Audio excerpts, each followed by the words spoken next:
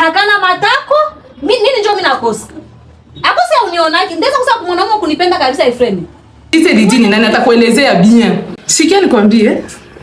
Bon, mimi naona unapenda ujue kweli.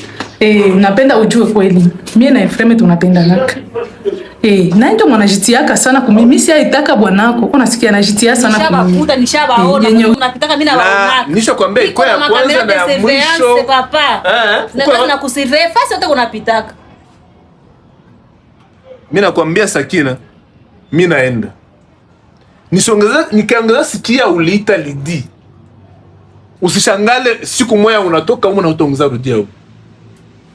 Lidi ni mtoto mzuri wa watu na nikimutongoza haiza taitika. Mtoto mzuri. Nani mwanamsahabu sisi nikarusha vumbi mwa higo? Nani anamsahabu? Nani anamsahabu ulishapotea njia na amushionake? Unaanza hata mchamba kwa telefoni. Mbona utashangalia gizi huko na aspect physique yako vrema kwenda mpenda kama mtu akana maana.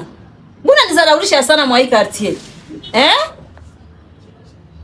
Sasa Efrem nikwambie, siku ndakukutana tu na ule fie tu hivi macho tu wazi hivi. Huko nakana chusi ya babambaka hivi. Utaniona kama mwenda basi. Kumbe au yanijwaka. Niko tunakona mimi na kunyamanza tu masiku yapata hapa. Uendelee tu. Ule liti wako ule.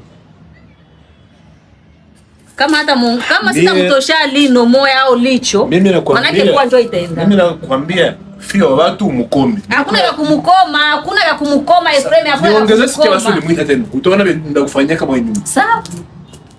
Ndaona vyo utanifanyisiaka. Ndaona. Sasa unaendaka kuna wazazi kuna kuona. Niko na makamera de surveillance zangu zendazo kusurveiller fasi yote. Niko tu na kuchunga tu. Fasi yote.